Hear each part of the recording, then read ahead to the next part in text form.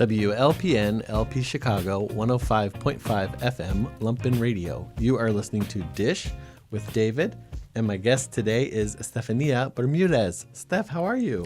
I'm great. Hi. Thank you for having me. It's awesome to see you. So great to see you. We're going to just jump right in because it was about a year ago you texted me to say that you were going to be going away for a while. So where did you go? I took a road trip to the Willamette Valley in Oregon. Okay. So I left Chicago at the end of August, and got on the road and took about a week to get there, to drive there, and I worked a full harvest. Amazing. A full wine harvest. With a particular vineyard or? Yes, I was with Limited Edition over in Gaston. Okay. And what did you get to do? So you did like the whole process? Yeah, so I did the whole process. I got there at the end of August, and harvest didn't really start up until the second week of September. So got there, got settled in. I was able to live with the winemakers, which was such a special experience. And I was able to do pre-harvest, which is really just a lot of setting up, cleaning, checking on the vineyards and the grapes, seeing how they're doing, and making sure that they're ready to be picked. So how do you check the grapes? Like, what do? You go out into the vines and see? Yes. So the specific winery that I was working with, we source our grapes from different farmers all over the Willamette Valley. And basically you check on the grapes from different plots and just make sure that they're where you want them to be, temperature-wise and also the sugar levels. So how do you do that? Like, do you actually take some grapes off the Yeah, vine? so you take my experience was you're walking down different plots of the vineyard where you're picking the grapes from, and you're grabbing different bunches from the rows. You just put them in a bag and take them back to the winery, and you kind of just mush them into juice. And that's where we had a special equipment to check the brix, which is the sugar levels and the temperature of the grapes. Okay. And then you kind of go from there, and as a winemaker, you make the decision, okay, like I want to pick on this day. I think they're ready now, or they need a week or two or much longer. And so if you're visiting different farms, you might have different conditions for different grapes, right? Yeah, a lot of different climates. Okay. Are they sourcing all of these grapes to make specific wines? Like, I think there's a term for when a winemaker does that, right? If they're using different grapes, what's it called when they pull them all together? Say it's going into a bottle. Oh, like co-fermenting or blending? Yes. In this case, the specific winery that I was working with, Limited Edition, we their ethos is really diversifying the grapes that are grown in Oregon. So still celebrating how important Pinot Noir and Chardonnay are, but also stepping outside of the box and working with farmers that are working with grapes like Gruner, Albarino, a lot of Spanish and Mediterranean varietals, as well as Italian. Those are all being grown there? Yeah. Wow, that's amazing. How did you come into this opportunity? So I came into this opportunity when so I've been in the wine industry since I was really old enough, since I was 21. But I ended up at Mitocaya and Tojeria in 2021. Started there as a server. Shortly after, was able to help out with the wine program. And it was really, I think it was either 2021 or 2022 fall that our wine rep brought Bree and Chad from Limited Edition to come taste at Mitocaya. And I totally fell in love with them as people, what they stood for, and their wines, most importantly. And I worked with them ever since.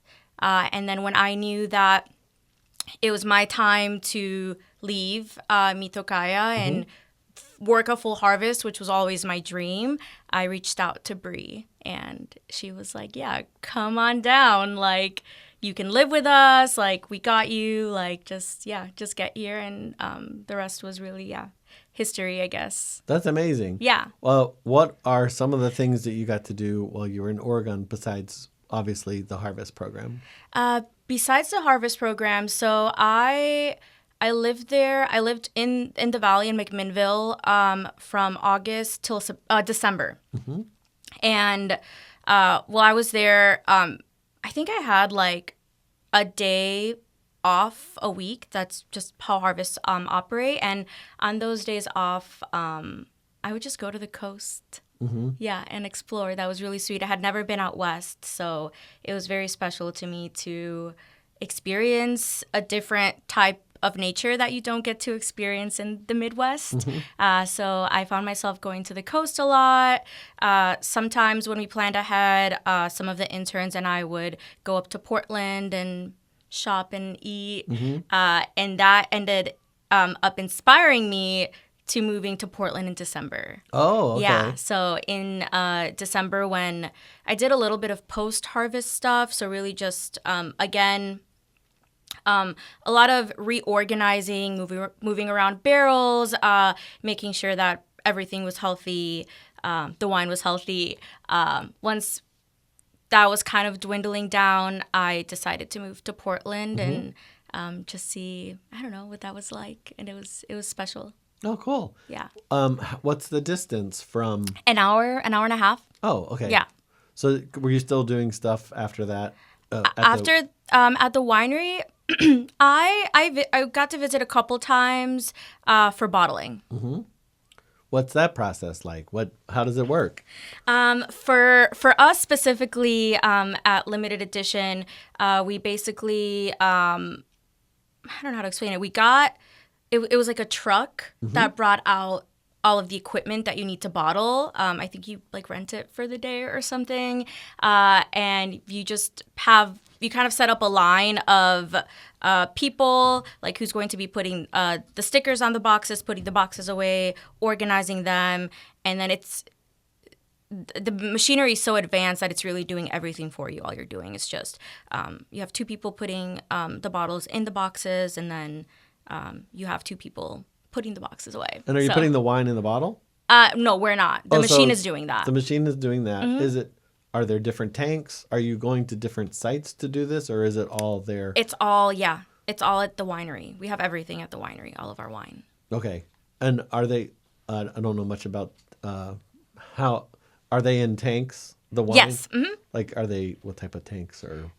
So for our bigger production wines, like the Orange Crush, which is our skin contact wine, and our Rosé Crush, which is the rosé, we had like 3,000 liter tanks, mm-hmm. if I'm not mistaken, stainless steel tanks. Okay. Yeah, so you're working with a lot of stainless steel tanks, and then like plastic vats, like eggs. Mm-hmm. Okay. And what does skin contact mean for the wine specifically? It's for the wine, skin contact means how long the skins and or stems are in contact with the juice itself. Is that more than, say, a traditional wine? Mm-hmm. Yeah. So a way that I like to simplify it is really just I'm trying to think of a way to simplify it. So skin contact wine. So when you're making white wine, mm-hmm. you immediately press the juice from the skins, from mm-hmm. the grape, and that's how you get the clear liquid juice, mm-hmm. the clear wine. And then when you're making skin contact or orange wine, that's when you decide to leave the skins in contact with like the juice, like you're kind of like gently macerating it, and that's how you get the color and the texture. Oh wow! What first drew you to these various styles and forms of wine? Like it's a specific niche, right? Or niche might not be the right word, but style. Yeah, I mean, I think for me, I feel very lucky that when I first got introduced to wine and got interested in wine, it was always introduced to me as eclectic. Like no one really ever put a label on it. And I feel like now like there's a huge niche, I guess, for natural low intervention wines. And I think what brought me there was just I think I just got there very, very organically, I think, through finding my own, like, favorite producers and palette in wine. But I think it just really happened over the course of, 10 years? Oh, wow. Okay. That I got, I think, more passionate about the stories of the winemakers and the farmers and how they were treating, really, like, their people, the grapes and the land. And then, yeah, I guess, yeah, that's kind of how I got there. What is it about the way they're treating, like, say, let's start with the people. How are they treating people? Well, I think from my experience and my experience and how I've interacted with winemakers is how you're treating the people that pick your grapes. And for me, it's obviously like a livable wage and workable and safe conditions to work in. Okay, yeah. And then what about the way they're treating the land? What is it unique about that too? No pesticides. Okay. A lot of like regenerative farming, so like working with like really the land and the animals and the ecosystem as a whole. I know at Meet the Koya you had like just built a very robust and beautiful program. Do you still are you still doing that type of thing? At the moment, I just got back a month ago, so I think I'm still trying to get my ducks in a row. But at the moment, I'm working at Easy Does It. Oh, cool. So I'm able to work with a really special wine list and wines and people. So I think I'm kind of just, settling in, and I'm very happy to be there. And, just kind of seeing, like, what happens next. While you were away, did you still got to come back home a couple times to visit, or were you gone? No, I was gone. Yeah. I was there, all the way till the end of March. I know you have. Do you have a dog, or is it your family? I do have a dog, yeah. Did your dog go? No, he didn't. Okay, no. So he stayed home. Yeah, he stayed home. I knew that harvest was going to be very intense, and there are people that bring their dogs, but Lake is very needy, so I was like, he'll be way happier at home. Steph, what would a typical day have been like when you were like checking the grapes and getting ready to harvest? Yeah, okay, so I'll kind of go over what pre-harvest looked like when I first got there. Okay. When I first got there, it was I think Bree and Chad were very intentional about like, okay, settle in, wake up when you can, because in a couple of weeks it's going to be brutal. Yeah, it's going to be brutal. So you would just kind of, I don't know, wake up naturally around like 8:39, slowly like get up, make coffee, just get everything together because you knew you would be there all day. And then we would drive to the winery, so we were in McMinnville, and Gaston was about a 30-minute drive, I would say. If it was me, it would be like 35 because I'm a slow driver.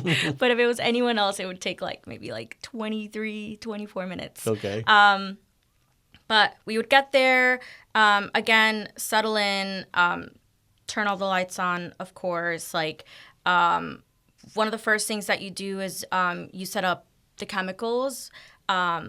I think one of the most important things that you can do in a winery is just be as sanitary as possible. So you set up the chemicals to make sure you're sanitizing everything after every single use. And then it was a lot of cleaning.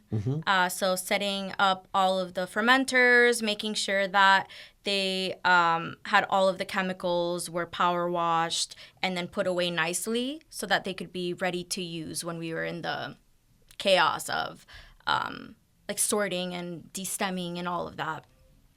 And that would honestly take like 7 hours. Oh, wow. Yeah. So we would we would clean the fermenters, and then kind of like in that same vein, some days we would split up and someone would power wash and steam the barrels. So obviously barrels, after a vintage or however many years that a wine is in it, they get stained. So it was power washing the barrels and then steaming them. You steam them for about like 8 to 12 minutes just to make sure that they're ready to have more wine in there. And then you also do a cleaning solution that kind of just settles in there before you use it. Okay. So you're power washing and steaming the barrels to do it again right before you use it that same day. And that would also sometimes take like, I don't know, like half a day. And during that time, Chad taught me how to drive what's it called? Like a forklift? A forklift, Yeah. which was super cool. So I learned how to drive a forklift and a tractor. Okay. And that was really cool. So those days, again, leading up to peak harvest, I was learning how to use a lot of machinery because I had only ever worked harvest at Stranger Wine Company in Michigan for 2 weeks max, like 2 years in a row. So although I was familiar with some of the machinery, I did not remember how to properly and safely use them. So it was a lot of repetitive movement to learn how to use the machinery without having to check in a million times during again the peak of harvest. And then when harvest started, let's see, like when harvest first started, we would get the grapes delivered. When the grapes get delivered, that would be like sometimes at 8 in the morning, 9 in the morning. They get delivered really like first when the pickers are done. So then they get delivered and everyone's just kind of waiting around. But one of the first things that you do when you get there is you are cleaning all of the machinery. So again, sanitizing and cleaning all of the machinery to make sure that it's ready to go and won't contaminate any of the grapes that are going into the fermenters. And then, so the grapes get in, you weigh the grapes. You have to log the weight of all of the grapes. And then that's when you make the decision of whether you're going to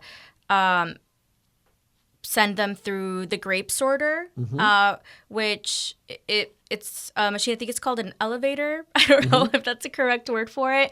But you basically have two people on either sides, and you're making sure that if you see a grape with some sort of like fungus or pest, that you're able to pick them out or throw them away to the side. Okay. Leaves as well. We try and avoid leaves. Yep. And then the winemaker also makes a decision of whether they want the bunches of grapes to get destemmed or not. And that's where the elevator would then dump those grapes into the destemmer. And then from the destemmer, you get the grapes fall into the fermenter. So I'm curious to know, because I thought there might be a chance that the winemaker would have decided that even before the grapes come, but are they deciding it based on what they're seeing when the grapes? They decide before they come. Oh, okay. So that, or at least you have an idea. At least that was, I would say, 90% of the experience. I think another thing that was really fun working at limited edition is that Bree and Chad are very curious, adventurous people. And so there were a lot of times where, you have to pivot and be like, okay, well, maybe we should do this. There were some times where we had extra grapes of like in one case, we had a bunch of Gewürztraminer left over, and we were like, let's mix it with this Gamay, just lay it on top. And I think we made this really beautiful red wine out of it with a little bit of Gewürztraminer in it for a friend. And so stuff like that happened, not often, but every now and then, which, I don't know, kind of just kept you on your toes and made you feel like, okay, this is an operation, but I don't know, it's exciting. Yeah. I'm curious to know then too, is there a specific, product line that they're like, okay, these grapes are coming in because we're going to make these specific wines, but then like you just said, also we might be inspired to do something different. Is it a little bit of both? Oh, we know we have to bottle an X, I don't know. They might have a specific name for the wine or based on style. I think this harvest may have been a little different. I think we ended up doing 40% more, processing 40% more than we usually would. It was a very robust harvest? Yeah, it was a lot in a very little bit of time. So I remember Bree would joke around and be like, no more new wines. We can't do any more new wines because... I see, okay. Yeah. But they definitely have a plan and had a plan. But then also there were instances where I think farmers would be like, oh, well, we have a bunch of extra Trousseau. Or Gamay, do you want it? And it's like, okay, well, you've worked with this farmer, you respect what they do. Yeah, let's take it and see what we can do with it. Very cool. Yeah. If you are just tuning in, you are listening to Dish with David. My guest is Estefanía Bermúdez, and we're talking about her adventures in wine making. Steph, what were some of the other things that you learned while you were in the Willamette Valley? I think I learned how to trust myself more in the way that I understand and consume wine. I think that was very big for me. It was just I don't know, working with something every day for endless hours. I think it just I just learned how to trust myself. And how have you felt that affect your life since coming back? I think since coming back, the way that I have felt that is trusting my instincts, I would say, in just the path that I want to take with wine. You're listening to Dish with David. We're back. I'm here with Estefanía Bermúdez. Steph, before the break, we were talking about skin contact and what that means in wine. Will you help me understand that better, the process and how it's different from other wines? Yes. So the way that I like to explain skin contact wine or orange wine, amber wine, is it's wine that is essentially made in the same way that red wine is made, but with white varietals. So instead of removing the skins from the grape, you're letting the grapes ferment with the skins for however long. It could be anywhere from 16 hours to 3 days, 6 months, a year. And the skins are what give texture, tannin, and really bring a lot of complexity to that wine that people want. And is that part of what low intervention is that a component of low intervention No. wines? So it's I different? wouldn't say so, but I do think that when a lot of people think of natural or low intervention wine, they think of orange wine, and I do think that it's because I don't know. That's just the movement and what it's been marketed as. Okay. We were also talking about how the grapes. So the grapes go up through the distemmer and then they come down, and then where do they go from there? Like, are they going into? So they're going into the fermenter, I would guess? So they go into the fermenter, and that's when we were adding a little bit of sulfur on top of the grapes, just to make sure that like no bacteria was forming on that top layer. And then we would cover it up with plastic, and then we would put it into a temperature controlled room. Okay. And we did that for every single red wine and for our skin contact wines as well. And then you also talked about the steaming of the barrels. Yes. So where do those barrels come into play? Like, so the grapes are fermenting. Yeah. So the barrels, we would clean them, steam them, and then we would put them away.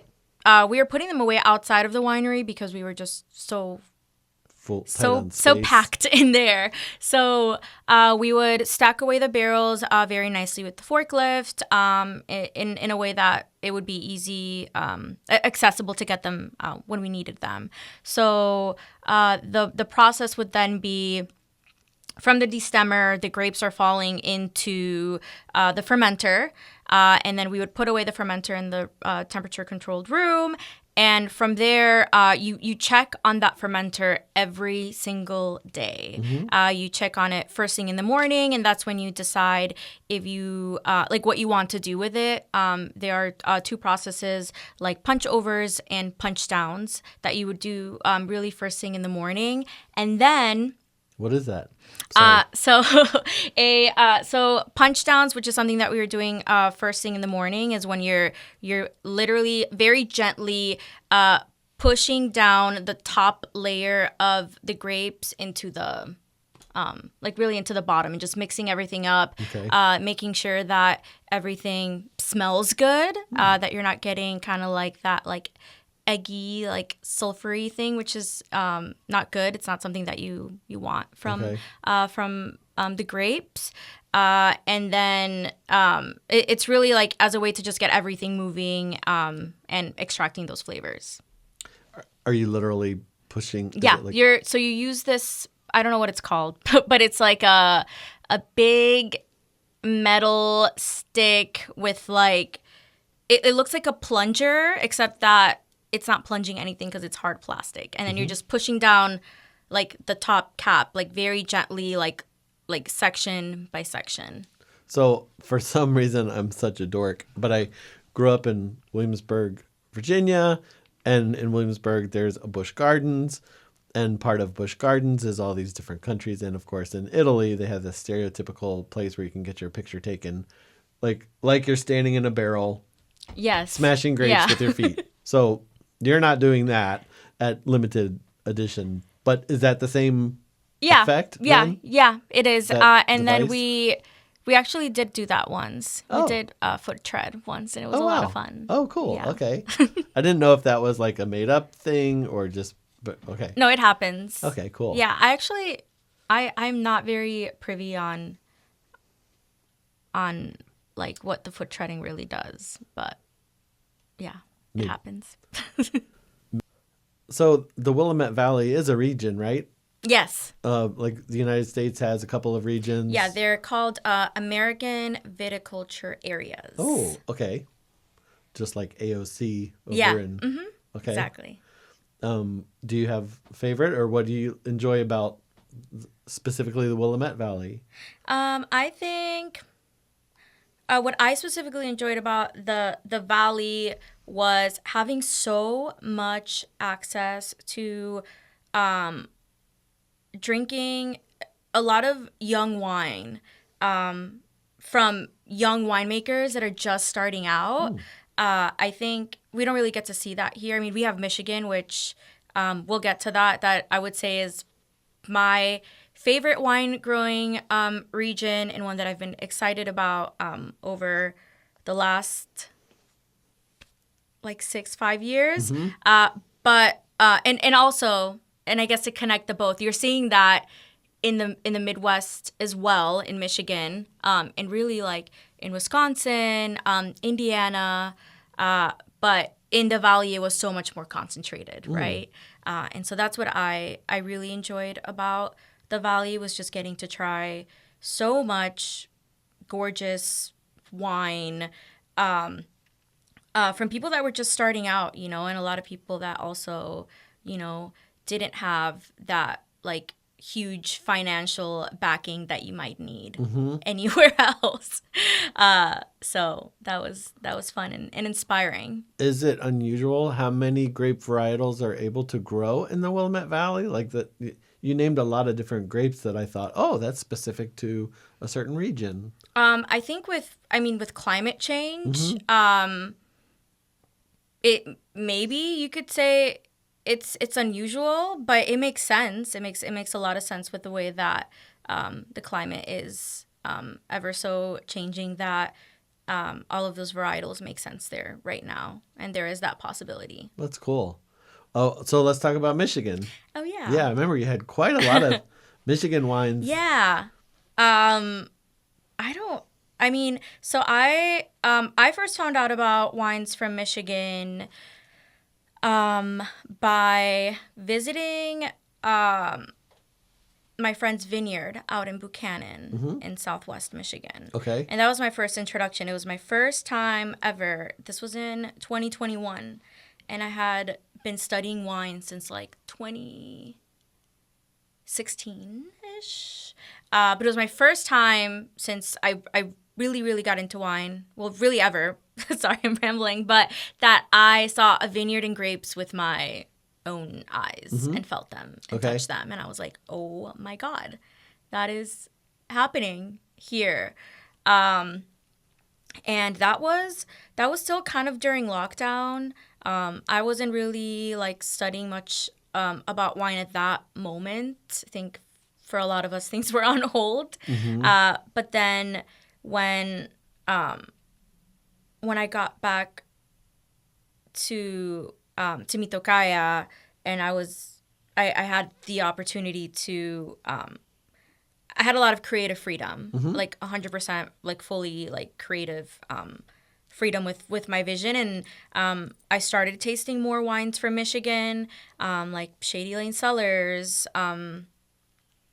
At that time, who else was? I think back then it was just Shady Lane Cellars and Stranger Wine that I was familiar with, and then I learned about Modales over in Fenville, and then shortly after, I think this was like in 23, that like I think there was a bigger market in Chicago for wines from Michigan.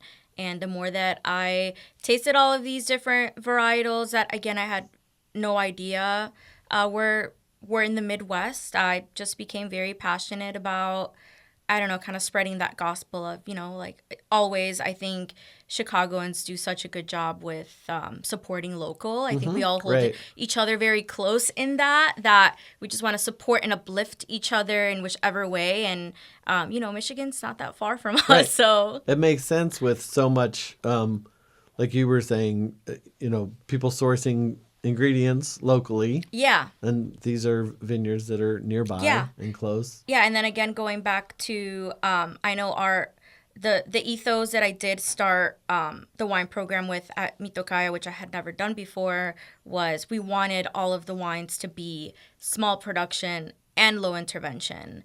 And I knew that's what was happening in Michigan. So it just made a lot of sense. It fit. It fit, and obviously like the wines and the people were amazing and very special. So it's still a region that I'm very passionate about and excited about. I feel like because you and I are having this conversation, it is going to be the absolute beginning of summer. Yes. It's going to happen for real.